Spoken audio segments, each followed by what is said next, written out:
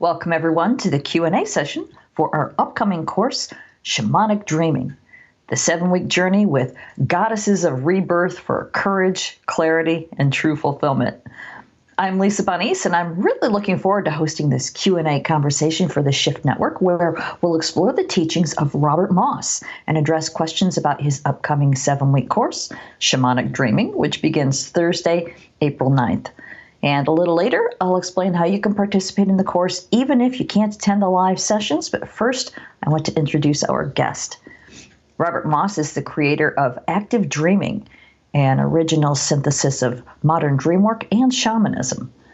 Born in Australia, he survived 3 near-death experiences as a child, which provided him with early access to other realms. He leads popular seminars all over the world, including a 3-year training for teachers of active dreaming. A former lecturer in ancient history at the Australian National University, he's a best-selling novelist, poet, journalist, and independent scholar, and he's with us today. In just a few minutes, we're going to open up for questions from our viewers, but first, I want to welcome Robert, who is going to begin our time together by leading us in an opening meditation. Welcome, Robert. It's so great to spend time with you again. Thank you, Lisa. Good to be dreaming with all of you. Actually, before we go to the meditation, let's have a blessing. It's a blessing I use every day of my life. I use it in opening any circle. It is an invocation of the gatekeeper, which is that sacred power that opens and closes doors in life. We got a little musical confirmation perhaps just then. So this is for you, for me, for all of us. And we're at a time when we particularly want to seek with respect, with reverence, the assistance of greater powers. So let me say it like this. As we prepare to embark on a journey for sacred power and healing, may our doors and gates and paths be open, and our doors and gates and paths between the worlds. And may the doors and gates and paths of any who wish to do us or those we love any harm be closed. May it be so. All right, that won't do you any harm any day of your life. Now we're going to do a simple meditation to raise some energy of light and set healthy psychic boundaries. And we're going to put up a graphic. We're going to put up a picture of a tree of light, we could call it, a photograph that I took in Scotland near the famous Chapel of Roslin. So I think it invokes the feeling of the meditation. Use the picture if it helps you. Close your eyes and you see with inner light if you prefer. And that is actually the way I always prefer to do things. But I wanted to shift things from the regular screen to, let us say, the tree of light. I'd like you to arrange your body so that your feet are flat on the ground. Can you do that? If you're sitting, put your feet flat on the ground. And feel yourself, however you're sitting or standing for that matter, letting your awareness gently go down to the soles of your feet. Do that. Breathing as seems natural. Letting your awareness, your attention, your energy go down to the soles of your feet, yes. And feel yourself reaching down deep, deep into the earth below you. You might be in a high-up apartment. Well, feel yourself reaching down through the whole structure, through the foundations, down into the earth. You're reaching down into the earth, and you begin to feel the warmth and moisture of Mother Earth. You're doing that. And as you do that, you find yourself feeling more rooted and grounded and centered, even in these crazy times. You're putting down roots. You're going deep and spreading wide as the roots of a tree go deep and spread wide. And as you simply hold this thought and breathe in, you find that energy of earth is rising up in your body, rising and stirring in you, rising up through your legs, rising up through the lower centers of your body, rising up through your trunk, rising all the way to the crown of you, rising to the crown of your head and rising above you and spreading out and streaming down around you like a soft mist returning to its source. You breathe in and you deepen the meditation. As you breathe in, you feel the earth energy rising up through your trunk, up to the crown of you, spreading out like the branches and canopy of a tree, and then gently slithering down like a soft mist returning to its source. And you do it again. The earth energy rises in you and streams around you, and you are stronger with each breath. You are grounded, you are rooted, you're in a place where you are protected and loved. You're becoming something like a tree rooted in the earth, rising between earth and sky. And in this moment, you reach for light because trees feed on light. You reach for light. You're hungry for light. You reach for the sunlight and a light beyond the sun, and you open at the crown of you. And the light comes down shining, streaming down through the crown of you, streaming down through your body. Every fiber and particle of you is being washed and renewed. Every fiber and particle of you is filling with light. It's delicious. You're drinking the light. It's delicious. You're drinking the light. And somewhere in your being, why not the heart? Somewhere at the heart of you, the light you are drawing down and the earth energy that is rising within you come together. And they join, and you feel this united power, this power of the energy of earth and the energy of light together at your heart. So strong it is that rays of light burst from your heart, and they expand around you, and you see yourself now surrounded by an egg-shaped bubble of light, a safe holding space, a container. And as you feel the light around you and you feel the light within you, you know you have the ability to stay safe and strong, to carry the light and to share it with others. So that's the end of the simple meditation. You can expand it in your own way. You could, for example, want to examine the boundaries of that sphere of light, of that container of light around you, and see if some repair needs to be done.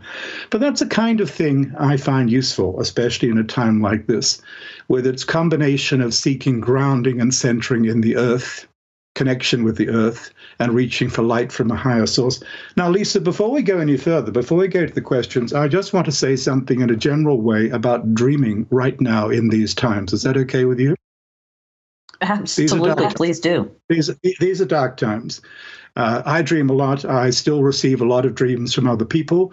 I'm not able to get out and do all the in-person events that were scheduled. Many of us are in that situation. Everybody should be in that situation, actually. So I'm very grateful to have these online courses where we go deep. But I want to say this. Some people's dreams right now are enforcing things we know that are going on in the world. I mean, they're dreaming, for example, you've got to run out of a restaurant because it's crazy. You've got to get out of a crowded elevator. You've got to get off a crowded beach. So some dreams today are reinforcing the idea of social distancing, and that's a good thing. That's one of the functions of dreams, to keep us safe, to give us survival information. But there's something more going on in our dreaming that I want to feature as we approach this new course. And it's this. We can be as social as we like in our dreams, right? Many of us actually are not particularly social in ordinary life, get out and about much more in dreams than in other ways. And I've noticed that many of us today, because I receive hundreds of reports every day, many of us are dreaming of all sorts of interesting visits and visitations. We're meeting all sorts of people, ones we know and ones we don't know. One of the big themes right now is lots of people are dreaming of pleasant encounters with their departed, with their deceased. The boundaries between the living and the dead are thinner than ever. Sometimes the departed are showing people what life is like on the other side, removing any fear of death, even showing that you might have a good place waiting for you. We're dreaming of ancestors.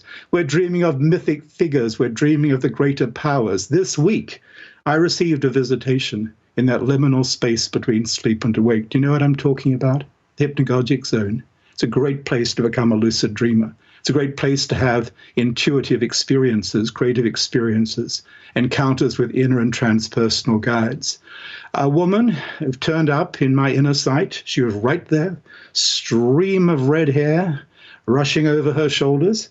She introduced herself as a priestess of Bridget, who is the goddess and the saint of Ireland, in whose honor we've dedicated the first class in the new course. She showed me things of Bridget beyond what I know. She showed me things that were familiar on a deeper level. She showed me an opening, a gateway, blazing white quartz, blazing bright in a somewhat stormy landscape, atop a mound, one of those mounds of wonder that everyone in Ireland knows, the places of the she, the places of the other world. She showed me Bridget's role as a healer with fire and water. She gave me words of power that I'm still working on. So I received that visitation, which I regarded as a deep blessing, and it really succored and strengthened me in my own resolve in this time to help us connect with the deeper powers that will support life and healing and soul and understanding in our time. So I wish for you dreams of this quality and this power, and we're going to have them in our course. My goodness, we're going to go so deep with the new journeys and the new explorations. And as always, we're going to give primacy wherever possible to your spontaneous dreams and experiences, because those are so important as personal gateways into other worlds and other dimensions of guidance and initiation and transformation. All right, I wanted to say that piece, Lisa. I'm available for questions or anything people want to share. All right, wonderful. Thank you for that. So we do have the rest of our time together to dive into viewers' questions for Robert as we prepare for his upcoming course. Again, that's called Shamanic Dreaming, and it begins Thursday, April 9th. And you can check out the website and learn more about the 7-week course at shamanicdreamingcourse.com. So let's go ahead and get started with some questions. If you have a question for Robert, go ahead and type it in. I'll be happy to read them aloud, pass them along. But let's go ahead and start with a question or two that has already come in. Since you're already on the topic of what's going on out there, when you were talking with Stephen Dinan, you said that we are the virus, and people were really intrigued by that. Another person is asking, with the world in such a negative state, how can we dream and tap into the collective consciousness of healing and transformation? Well, I didn't say we are the virus speaking as a human being. I said from the point of view of other species on the planet, and maybe from the deep mind of Gaia herself, we might be the virus. I mean, as a mere human, I'm not going to condemn my own kind and call us the virus. I was saying that given the reckless brutality and irresponsibility with which humans have treated other species, the forests, the oceans, so much that lives and breathes and shares consciousness on the planet, it would be understandable that other forms of life on the planet regard us as the virus that needs to be cut back or removed. That's what I said. You know, there's a prophecy from the Iroquoian tradition, the tradition of the Onkwe-Hunwe, the people of the Northeast and on whose territory I live, that the day will come when a great turtle, on whose back we live in the mythology, will shake us off because we will have been so unsatisfactory and so unkind to others. It will be time for that. I don't think we're at that point, but I think that one of the things going on now is that this is a huge wake-up call to our kind, to learn to live with more compassion and generosity and soul in relation to all our relations on the planet, and to reconnect with sources of guidance beyond the planet itself. That's what this course of dreaming with the Goddesses of Rebirth is all about, connecting with deeper sources within the earth and beyond the earth. So it is a chance. It is a chance. Through the terror, through the damage, through the wreckage of lives and livelihoods. It is a chance, perhaps, for we humans to get our act together in a way that brings us back into balance with the earth and with our own purpose. You know, again, in that tradition of the Northeast, which we will explore in one of the classes, the tradition of Sky Woman, the Iroquoian woman called Ata-Onsik by the Huron, who falls from another world and dances a new world into being on the back of the turtle. In that tradition, we fall into the dark times when we forget the other world, the higher world, where the origin and purpose of human life is to be located. When we forget that higher world, then the dark times comes, and this happens recurringly. So it's not just about our disconnection with the other forms of life on Earth. It's about our disconnection with higher sources of authentic knowledge about soul and purpose that brings us to this strait. But, you know, for every crisis, there is an opportunity. It's not just a cliche. It is true. I always say to people on the level of your personal life, for every setback, look for the opportunity. Our world has stopped. Our human world has stopped. It is a terrible setback. We don't yet begin to understand, I think, what the full toll in terms of the wreckage of lives and livelihoods might be. But this is a chance for us to build community on the level of soul. It's a chance for us to reconnect, as I say, with the deep wisdom of Earth and with the wisdom and potential help of higher powers. And that is what the new course is about. All my courses have actually always been about this, but now it's brought into sharper focus by the extreme nature of the situation we are facing. And I'm very glad that we have the chance now to build an ensouled, inspirited, creative community who can help each other to weather these times and bring some light in the darkness wherever we go. All right. Thank you for addressing that. I know it's not really a yummy place to start a conversation like this, but it is on people's minds. So thank you for that. So let's move into Lisa, before you go on, this is a course about aligning with goddesses of rebirth, which means we must go into the darkest places. That's where Persephone goes. That's where Inanna goes. That's where you find the story of Isis and Osiris playing out. So this isn't a yummy course. I hope it will produce juicy and rich answers for life, but we are going to accompany at the best, which is the worst of all possible times. We're going to accompany some of the great mythic visions of what it means to go through the underworld, find your courage, come up shining and claim your place in the world. So it is precisely by facing the darkness in this situation, as we must do in our world and in our dreams and in our nightmares, that we find our way. It's about courage. Courage will be required in this course. This course will not be for the faint-hearted, but I think you will find strength and courage as you travel with us through the journeys. Okay, that's actually a perfect segue into the question. This is from Virginia, who says, I have a conflicted attitude toward goddesses, in part because historically I had very critical maternal figures in my family. How do I get past the image of a critical, judgmental feminine to embrace working with the goddess? Well, let's just take the Persephone story briefly. This is our second class. One of the things in the Persephone story, there are 1,000 versions. As we enter these myths, by the way, you'll find the version that speaks to you, not some hand-me-down version or some cute little potted version. You'll find the aspect of the goddess or the god that speaks to you. When Persephone comes up from the underworld, she puts her mother in her place. She sets limits to her mother's power and influence over her. She becomes co-equal with her mother, in some ways even primary over her mother, Demeter, even though Demeter is a great goddess, the goddess of the grain, the goddess who brings the food. In that story, you find a model for claiming a connection with the goddess in order to stand up to your own mother. I mean, if that doesn't answer the question, I don't know what does. I mean, this is really a fascinating thing about living mythology. So once again, as we explore the myths, we're not going to buy into some hand-me-down cute potted plant version of the myths. We're going to find in the beating, quivering authenticity of these larger stories something that reflects upon our own lives, something in which we can find ourselves reflective, and we'll bring something from that. Now, in the tradition of women, one of the problems I observe as a mere man, I hope, but mere man is what I intended to say. One thing I notice is that in the history of women's lineages, sometimes, unfortunately, the role of the strong woman in the household was to silence the younger woman, stop her standing up to the men.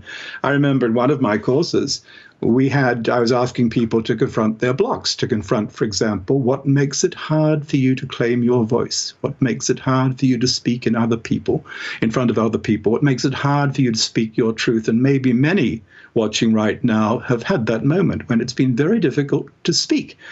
And one woman in the group, a brilliant woman, said, yes, I've always felt choked. I've always thought I was not able to say what I needed to say. And I said, go to that place, hold your throat, see what image comes to you. And she puts her hand around her throat. She says, oh, it's like a collar. What kind of collar? A choke collar? A dog collar? No. A clergyman's collar? No. It's an old high lace collar. It's a woman's collar. I said, do you remember a collar like that? Yes, it was my grandmother's, she said. My grandmother was a very powerful woman. She ruled it like an absolute autocrat over all the women of the family. But she exercised her rule to silence our voices, so we would never criticize the men. We would never speak up about the abuses, the alcoholism, or the rest of it. In the moment that she found that personal image, doing an exercise in what Jungians would call active imagination, I suppose, but very powerful, high-octane one, working in minutes. Doing that simple meditation, she found herself taking off, stripping away from her throat the old high collar of the wrong-minded matriarch, which had cost her voice, and claiming her power that way. And let's remember when we talk about goddesses, I mean, perhaps there's only one goddess, perhaps there is only one deity, but she takes 1,000 forms and more than 1,000 forms. So we have so many ways, so many prisms of coming at that. We can find the goddess as mother, we can find her as warrior, we can find her as healer, we can find her as the initiator, we can find her as the inspirer and lover of poets and artists, we can find her in so many forms. And as we find with delight and sometimes with challenge some of those forms, we open to part of our own larger story. And that is also what this is all about. We must, particularly in the harrowing times that face us, we must find the bigger story in a version that works for us. We must find ourselves connected with a deeper drama in a way that helps bring us through. So that is part of what all of this is about. Okay, thank you. Here's an anonymous question. It says, it seems that many of the mythic stories of a woman's shamanic journey or initiation is a descent and loss of social identity. Do you have any contemporary models or stories of this type of initiation? The only ones I could think of were Alice in Wonderland and Thelma and Louise. Well, I think any of us looking at the dark dreams and nightmares from the night have a personal version of this in the night, in our dreams. A nightmare, by the way, is not just a bad dream. It's a dream that scares you so bad you have to run away. When you learn to stay with the bad dream, the scary dream, or the nightmare, and come through it and find a way through and out and up, you're experiencing a personal journey to the underworld. I don't know anybody, man or woman, who hasn't to some extent undertaken an underworld journey in their life. If you haven't, it probably lies ahead for you. It's a condition of initiation that in some sense you die to the old life. In some sense you lose the light in order to win it back by acts of courage and acts of understanding. And all of these goddess stories of descent to the underworld are also accompanied by male stories, by god stories. Inanna, in the Mesopotamian version, which we will explore in depth, she goes down, then Dumuzi, her divine consort, the great shepherd, the great wild bull, he has to go down too. A man has to go through the journey as well. I think that understanding that the underworld journey might be an essential part of the human condition, and that in some sense we want to marry the underworld, not simply flee from it and bring treasures out of darkness. This might be essential to living consciously. This might be essential to personal evolution. So I see the story played out in the life of everybody I have ever known who's living a life consciously and in depth. And I've heard countless versions of it from countless women. Sometimes it's acted out on the physical plane through trauma, through abuse, through violation, through being torn out of your ordinary life. So many of us have been through that. So many of us can identify in our tragedies, in the harshness inflicted on us, in the moments when the Lord of the underworld seemed like a very dark God. Many of us have experienced something like that. And then perhaps over time, with healing, with courage, with understanding, we're able to claim the gift of coming up from the underworld, bringing more light and more power. To do that, we might have to use some shamanic arts. We might, for example, learn to do in the course of a lifetime what I call transtemporal healing. Let me slow down. Suppose you can recognize, man or woman, in the story of the violent descent to the underworld, although it's not always unwilling. Inanna goes down willingly. Let's notice that. Some people make the descent absolutely willingly. But if you remember a time when, like Persephone, you're torn out of the meadow, out of the sunlit world, and thrown down into a place of challenge and darkness and fear, in order to gain your power and emerge as a shining goddess who could initiate others. If you can identify with some moment like that in your life when you're afraid and in darkness and had maybe hidden yourself from the world, gone down into a cold cave place like the sun goddess from Japan I talked about, if you could find a moment like that and you feel in some way it's still unresolved, that you're missing a part of yourself who did that you haven't harvested the gifts you'd like to bring, you can learn to do this shamanically as a shamanic dreamer. You can learn to make a journey. In the classes we use drumming. It's not always necessary. You can do it in some other way. You can learn to make a journey across time, back to that younger self who was lost and afraid and alone, and play guide and mentor in her mind in her own time. Be the counselor and cheerleader that she lacked in that moment. And in that act of brilliant connection across time with your own younger self, you can be healer of your own soul. And you might find at the end of it, you've not only helped her in her own time, you've helped yourself immensely in your own time, because you're bringing back treasures from the darkness of that period, including maybe a bright part of your dreaming self that's been missing for a long time. Okay, thank you for that. We've got somebody here who's got a dream they'd like to share with you. It says, in the beginning of the lockdown, because of coronavirus, I had temporarily moved to a new house. This is real life. I was having several dreams this is that had a common... Ordinary life, Lisa. We don't say real life as dreamers. Ordinary life. Carry on. Oh, right. And maybe Okay. she wrote. So I'm sorry, but I have to jump dream. in. People say real life, meaning physical life. It's one life. It's ordinary life. Carry on. Okay. I was having several dreams that had a common theme, water bodies. I was by the ocean side seeing strange sea animals, or I would be going aboard a boat, feeling very strange and anxious. I know this might not have anything to do with goddesses, but water for me has to do with darkness. I'm wondering, how do you interpret the relation with water? Could you talk a little bit about that? And what does it mean to be afraid of falling into the water? Well, if it were my dream, notice where I'm speaking. I never tell people what their dreams or their lives mean, but I can say as a frequent flyer, as a constant traveler, if it were my dream, and I'm frightened of water, I'm afraid of the depth. I'm afraid of the deep places in myself, in my own world right now. Maybe the depth of emotion. For some people, water is the depth of emotion. Maybe I'm fearful of water in general. There are people who don't want to get in the water, people who can't swim, people who are frightened of drowning in regular terms. I love the water. I'm a water boy who can't spend enough time there, and unfortunately, I'm not going to be spending much time there for a while. So I would be sad about these dreams in the sense that, I'm not getting into it, not enjoying all the gifts of water. In relation to the goddesses, we have so many deities of water, female and male, and water is a healing gift of the goddess. In the traditions of the Celts, the connection with water, particularly with sweet water, with the water of rivers and wells and streams, is associated with healing. It's associated with opening a portal to the other world of a useful and magical kind. It's associated with dreaming. A goddess of the Celts in what is now France, Sequana, who's the goddess of the river Seine, her name means the fast-flowing one.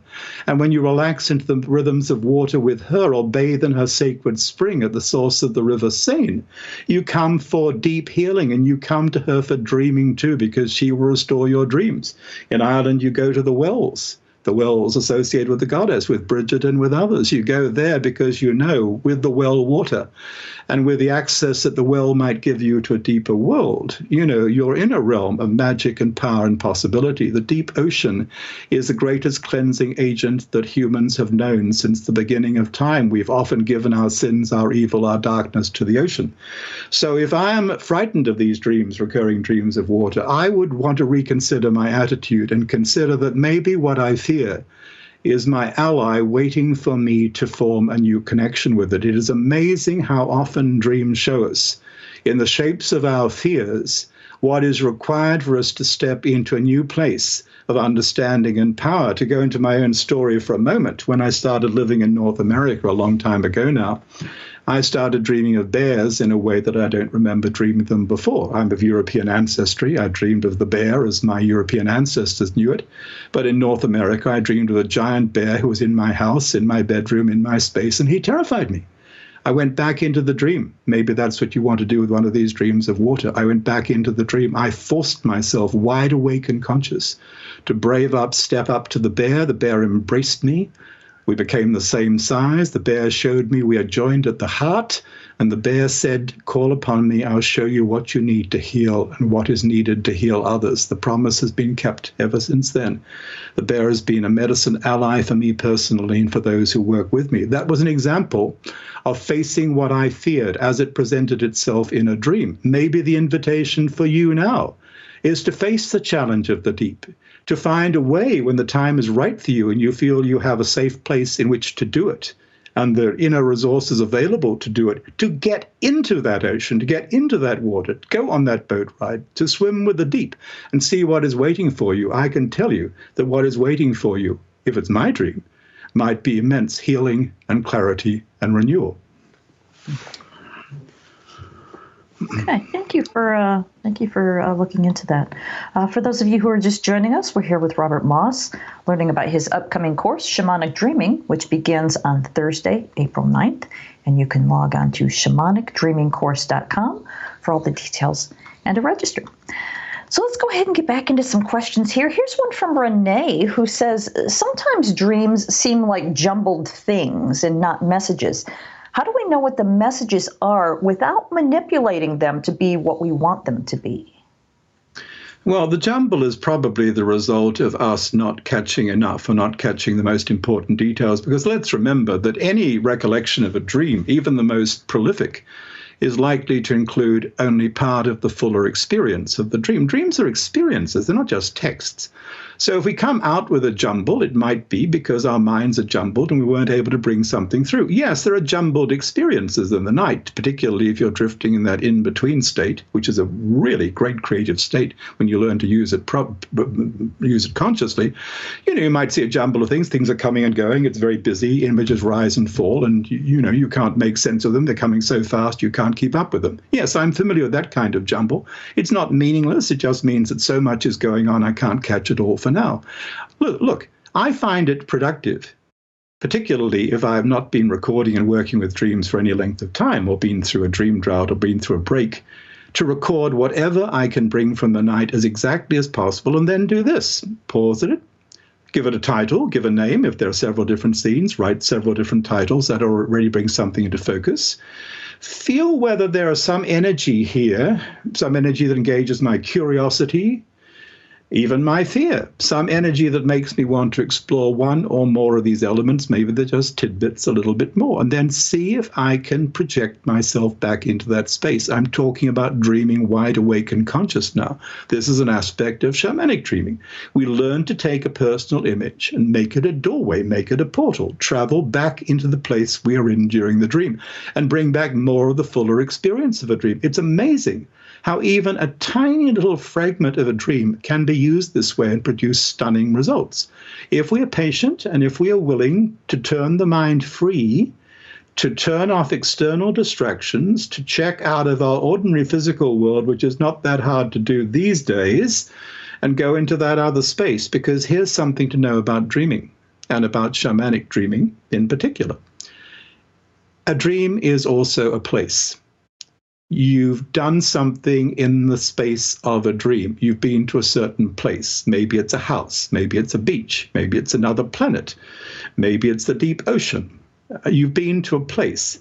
And because you've been there, you can probably find your way there again if you have a sufficient reason to do it. And if it's calling you in the sense that you are attracted energetically by the dream. Maybe it's fear that calls you. Maybe it's romance. Maybe having a dream, we're having a really great time in Tahiti or somewhere like that, and you can't get out and about or catch a plane. But maybe you could go back to the dream and on with the dream that way. So we're talking now about developing one of the core techniques of the shamanic dream practice I call active dreaming. The core technique is dream reentry. You have something from a dream. It might be a prolific dream. It might be full of detail. It might be epic. It might be just a fragment. You can take that dream, if there's some energy for you, if you have curiosity about it, and you can use it as your doorway for a journey with or without drumming or prompts of that kind, sonic driving of that kind, and you can go through that doorway wide awake and conscious and have an adventure. You can talk to someone inside the scene. This might be very important. For example, right now, more people than I have ever heard do this before are talking about their dreams in which they are encountering their departed. I think this is very timely, and it's something to focus on. More people are meeting their departed than I've ever heard talk about it before in my life, and I've heard many such dreams, and I've had many, many engagements with the departed in my own dreams. And more of it is going on right now, and that's timely and appropriate because death is closer. And many people will be passing to the other side, many more than expected it. And it seems as if in these dreams, the departed are playing a role, the ones who've got themselves settled and are in a clear space on the other side, and are reaching to people on this side, on our side, to show us how things are in the afterlife, to console us and calm us with the idea that life goes on in whatever world, and to provide welcome and resettlement assistance for those who might be moving on soon.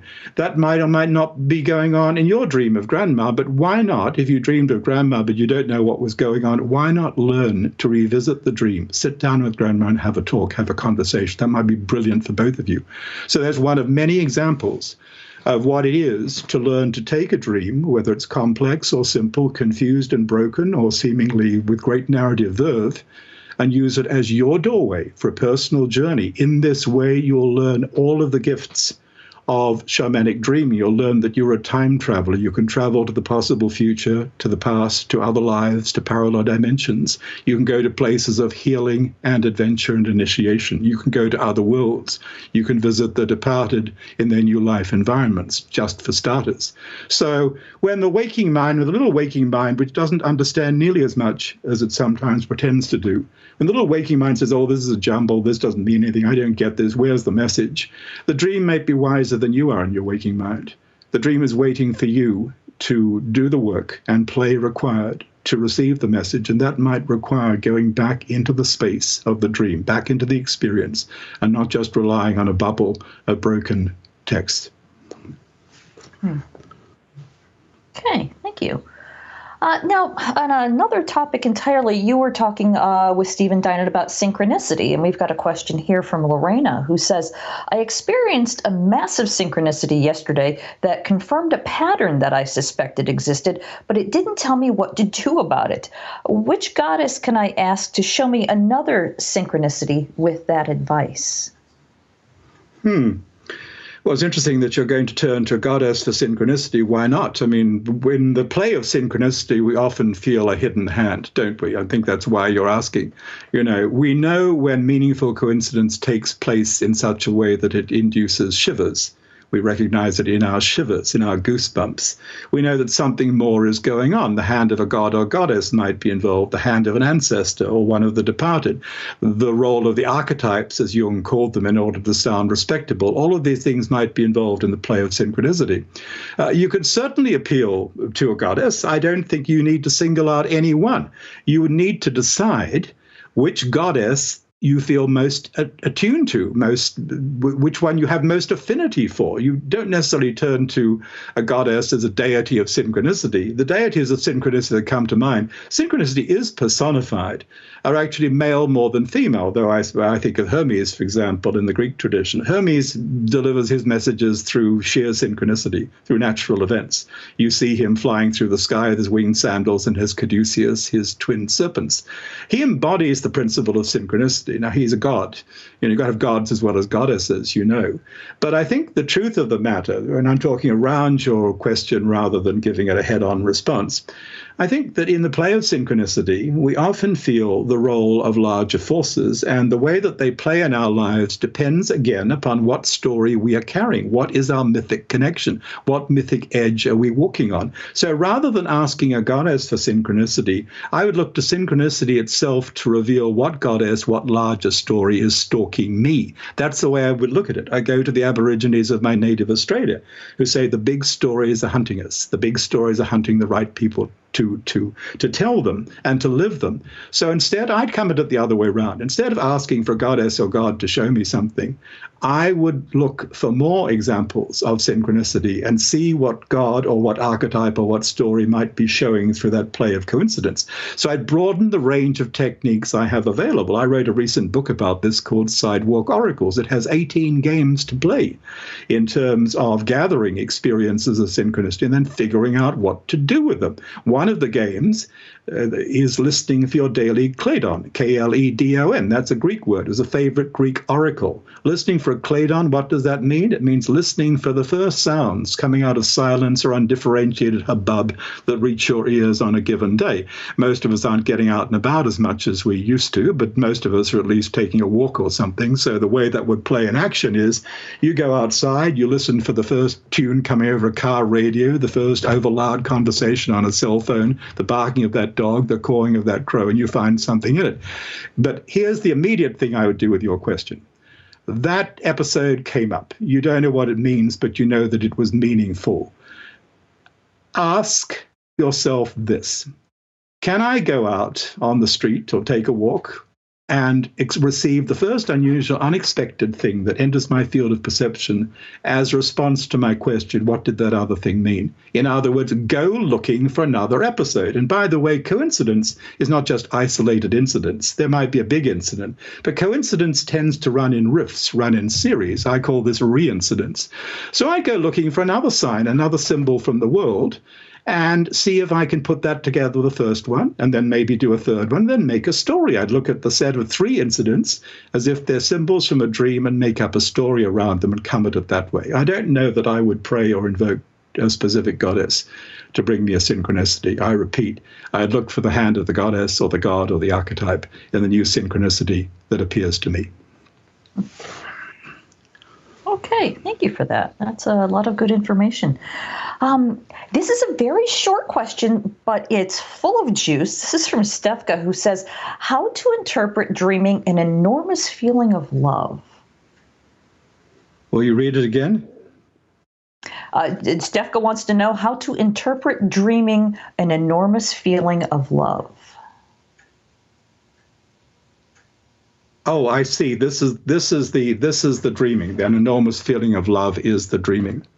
Well, I don't want to interpret this. I want to live it. If the dreaming has given me an enormous feeling of love, I'm not going to do something much more interesting than interpreting it. We don't do old-fashioned fuddy-duddy dream interpretation anyway. Sometimes the great gift of a dream is a certain energy, a certain quality of life juice, life essence that flows from it. I remember someone, my first ever public in-person dream workshop, who just shared the experience of waking up from a dream laughing. He didn't remember why he was laughing, but the laughter was that belly-aching, healing, therapeutic laughter that brings you up for the day. So that was an example of, we didn't interpret that dream either. We all started laughing with him. We all felt much better.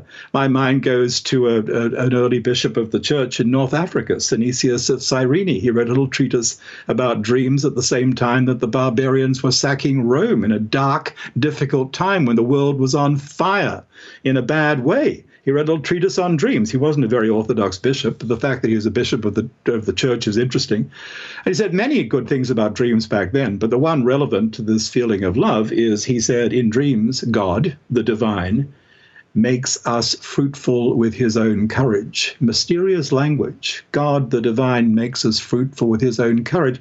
He's writing about a quality of energy, a quality of life juice that might come from the dream world into this world. And I repeat, you don't want to interpret this. You want to live it. You want to embody it, bring it into your life. This is the heart of real magic. The heart of real magic in my lexicon is the ability to bring gifts from another world into this one. We do this when we bring something from the dream world, which is a real world, no less real than our physical world, and we embody it and dance with it and love with it and let it guide us through. So that's the way I would respond to it if I understand your question correctly. Live it, love it. Don't sit around analyzing it. Don't let the juice be stolen from it by dry, arid intellectualization. All right, beautiful. Thank you for that. Looking at the clock here, we have time for a few more questions, but before we take those, let's talk a little bit about the course. I can share some details about that. Again, it's called Shamanic Dreaming, and this is going to be a really powerful 7-week journey with Robert and his expert guidance, where you'll rise from the darkness of life's uncertainties in 7 weeks of dream journeys with mythical goddesses, led by a world-renowned dream shaman, for an empowered, vital, and joy-filled you. The 7-week course takes place on Thursdays at 10 a.m. Pacific, starting Thursday, April 9th. And as I mentioned earlier, if you can't join us live, that's fine. You won't miss any of the teachings because you'll receive audio and video recordings, transcripts, and all course handouts on your course homepage. And also, the Shift Network offers a no-risk money-back guarantee on all of our courses, giving you a full 2 weeks in this case until April 23rd to make sure that it's a good fit. We want you to be happy. Also, as an added option, all participants are welcome to connect in a private Facebook community group so you can connect with one another, share your dreams. Also, everyone who registers receives the Shamanic Dreaming bonus collection. First, you'll receive a set of 3 audio recordings entitled Collection of Robert Moss Journeys. Next, you'll get a medley of tools from Robert called the Active Dreaming Toolkit. And then you'll receive an audio dialogue with Sandra Ingerman and Jane Burns entitled Celtic Shamanism, an Awakening Landscape. Plus, you'll get an audio teaching from Robert called The Quest for the Beloved. And when you register by midnight Pacific on Wednesday, April 1st, you'll receive this extra gift that is an audio recording from Robert Moss entitled Become a Poet of Consciousness. So before we get back into questions, Robert, let me ask you, since this is a new venture for you, what are you most looking forward to sharing in your new course? Well, let's be clear. The full title of the course is not just Shamanic Dreaming. I've led many courses on these core techniques. It's Shamanic Dreaming with the Goddesses of Rebirth. I was asked for this. Many people asked me for it, and I'm delighted to be doing it. I'm just a man. But I'm a soldier of the goddess. I dreamed with the goddess in many traditions and many forms. I've had experiences in ruined temples of the goddess in many countries. I had a great vision of Bridget in her county of Kildare 3 years ago, which spread the blue aura of her gifts of radiance and poetry and healing through my life and through a circle of dreamers gathered for a program called Dreaming the Celtic Soul Back Home. And so I'm very excited to be sharing ways of direct access to the deep wisdom and potential for initiation and transformation in this realm. So the core techniques of shamanic teaching I've been teaching for a long time, they work. They give us vital tools for soul and survival, and they are more relevant now than they have ever been. But the particular theme of accompanying a divine journey, a series of divine journeys down into the dark places and back into the light, harvesting treasures from darkness and bringing all of that through, bringing personal resurrection through. What could be more timely than that? So I am incredibly excited about the convergence in timing between this whole series devoted to using the tools of shamanic dreaming to connect with our mythic powers, to connect with the great mythic stories of the underworld journey, with the dark times, the crazy times, the time of the stopped world that we are in. It's time for us to go deep. It's time for us to go within. It's time for us to find transpersonal and larger powers to connect with. It's time for us to renew our sense of the origin and purpose of our lives. It's as big as that. This course is all about that. And one of the things that will happen in the course is that you'll find yourself not only interacting with me, and I look forward to having a lot of direct interaction with you if you are a member, you'll be interacting with a fabulous international community of creative spirits. It includes at least 20 of our teachers of active dreaming, the ones who've done a 3-year course with me from all over the world, who've been out there teaching this stuff in all sorts of environments and all sorts of cultures. So we are bringing together an amazing combination of human experience and creativity from all over the planet at a time when we all understand it is the virtual connection that is going to work better than anything else. But we not only have the virtual connection, thanks to the extraordinary platform the Shift Network gives us, we have the interworld connection because dreamers set up an interworld. We'll have a community operating together, sharing with each other, participating in journeys together, growing potential for healing in new ways, and growing that sense of soul and its purpose that we all need to get us through. So I am more excited about this course, I can say, than about any previous course I've led for the Shift Network over the last 6 years. And although the reasons are sad and unfortunate, the timing is absolutely perfect. The time is now. Right, absolutely. Thank you. Well, then let's go ahead and get back into the questions here. We do still have them pouring in. We've got a question here from Catherine, who hopes that you will please discuss dream visits from people who are alive. I often dream of the people in my life and would love to know your thoughts about real living people in our dreams and how it connects to that actual person in ordinary life. Well, Catherine, dreaming is a social activity. We get out and about. I mean, psychological approaches and dream interpretation approaches mightn't have made that clear to you, but every traditional indigenous culture I know about gets this right. Traditional Aborigines in the Western Desert. If you tell a dream, they'll say, okay, who was that? What was he or she wearing? What were they eating? What time of day was it? Who, what, when, where? It's assumed that you've had a social encounter. It might be with the dead, but often it's with the living. We get around. We meet each other. I mean, I spend more time, even before the shutdown times, I spent far more time leading workshops and giving lectures in dream life than in waking life. And then sometimes I'd meet the people that I had dreamed about in that scene, and sometimes it seemed to be happening in an alternate reality, and that was enough. And sometimes they would report dreaming of me, and sometimes they wouldn't. I receive personally 40 to 50 dream reports a day, I'm not hyping this, in which people have dreamed of me. They believe they've had interaction with me in a dream. I'm often playing the role of a teacher or leader or leading a ritual, giving a workshop, something like that. Many of these dreams seem very literal. I may not remember that particular episode during the night, but I'm prepared to accept that many of them are literal dreams. Some of them seem to be dreams in which Robert is the familiar face, the mask put on some other kind of character, but many of them are perfectly literal dreams. We get out and about. Dreaming is traveling. The only thing that is strange about this topic to me is that so few people seem aware that it is natural and probably an every night experience for us to call on each other, for the living to visit the living. And you know what? In a time when we are separated by social distancing and lockdown regulations, etc., maybe getting out and about and visiting each other and setting up a rendezvous, setting up a date, setting up a restaurant occasion in our dreams is the way to go. So you can actually make this a practice if you have friends who are interested in dreaming and would like to keep in touch with you and do something better than Skype or phone or email. You can actually suggest, hey, why don't we give this a shot tonight? Why don't we go to that market we used to go to that is closed now, but it'll be open in the dream time, or maybe it's still open in physical life as well, or go to that place that we've talked about, which isn't in this world, but it's an interesting place, and do something. Why don't we set up a date, and share notes in the morning? Maybe one of you won't remember anything. Maybe one of you will remember something of the other one. Maybe your opinions or experiences might be slightly different. Because you know what? When you go dreaming, you step outside linear time, so it doesn't all match up immediately, but you can learn in conscious dreaming, for example, in that liminal space between sleep and awake, to do things according to tick-tock clock time. I mean, I know athletes who do that, for example. They want to get in their workout, they want to get out their swim, so they time their imagined physical activity in that space and give it the same time they would spend in the swimming pool or in the gym, and it works. The body believes it has that effect. I guess that's another thing you can do if you can't get to the gym or the swimming pool. So